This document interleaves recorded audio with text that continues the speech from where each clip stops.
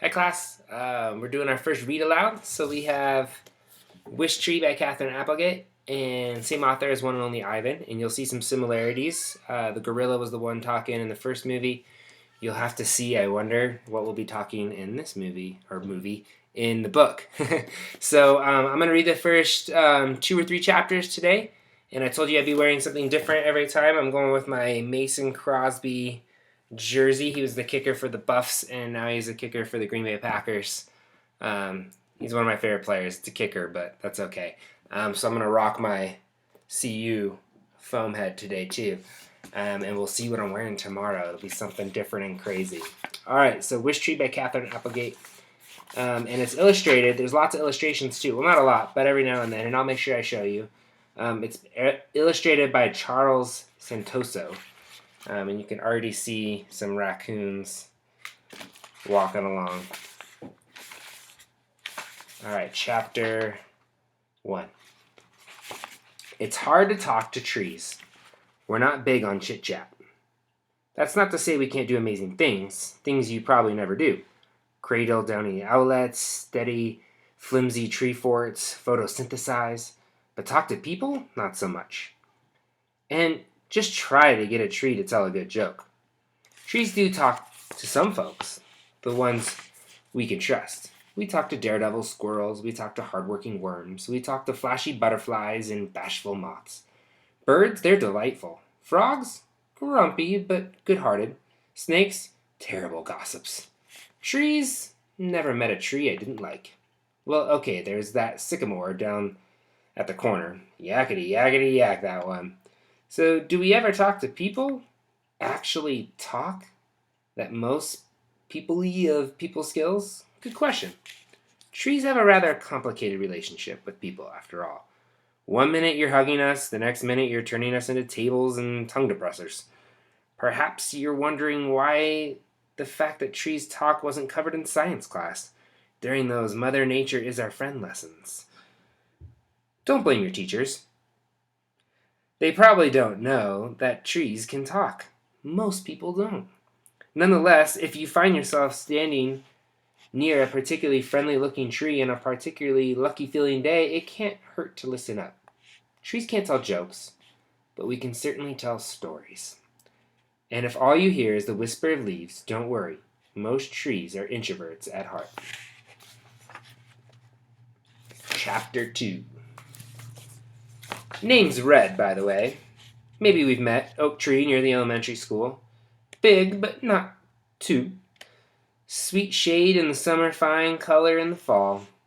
I am proud to say that I am a northern red oak, also known as Quercus rubra. Red oaks are one of the most common trees in North America. In my neighborhood alone, hundreds upon hundreds of us are weaving our roots into the soil like knitters on a mission. I have rigid reddish-gray bark, leathery leaves, and pointed lobes. Stubborn, searching roots. And if I do say so myself, the best fall color on the street, red, doesn't begin to do me justice. Come October, I look like I'm ablaze. It's a miracle the fire department doesn't try to hose me down every autumn. You might be surprised to learn that all red oaks are named red.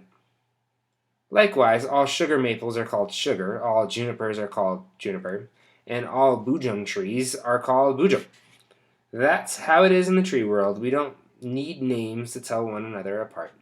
Imagine a classroom where every child is named Melvin. Imagine the poor teacher trying to take attendance each morning. It's a good thing trees don't go to school. Of course, there are exceptions to the name rule. Somewhere in Los Angeles, there's a palm tree who insists on being called Karma. But you know how Californians can be. Sorry if any of you are from California or have parents. All right, we're going to read one more chapter, chapter 3. My friends call me Red, and you can too. But for a long time, people in the neighborhood have called me the Wishtree. There's a reason for this, and it goes way back to when I wasn't much more than a tiny seed with higher aspirations. Long story. Every year on the first day of May, people come from all over town to adorn me with scraps of paper, tags, bits of fabric, snippets of yarn, and the occasional gym sock. Each offering represents a dream, a desire, a longing. Whether draped, tossed, or tied with a bow, they're all hopes for something better. Wish trees have a long and honorable history going back centuries. There are many in Ireland where they are usually hawthorns or the occasional ash tree. But you can find wish trees all over the world. For the most part, people are kind when they visit me.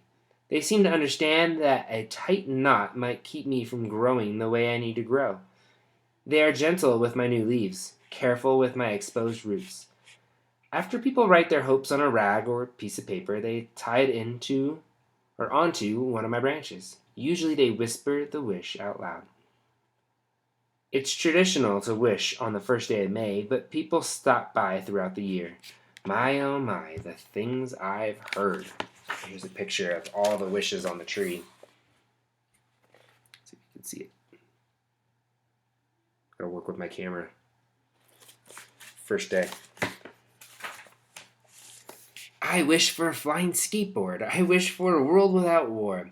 I wish for a week without clouds. I wish for the world's biggest candy bar. I wish for an A on my geography test. I wish Miss Gentorini weren't so grumpy in the morning. I wish my gerbil could talk. I wish my dad could get better. I wish I weren't hungry sometimes. I wish I weren't so lonely. I wish I knew what to wish for. So many wishes, grand and goofy, selfish and sweet. It's an honor, all the hopes bestowed upon my tired old limbs. Although by the end of May Day, I look like someone dumped a huge basket of trash on top of me. So that's it for today. What would you wish for if you were putting something on a wish tree? I would wish, well, if I'm wearing all CU stuff, that the Buffs would be better in football, or could even just play sports.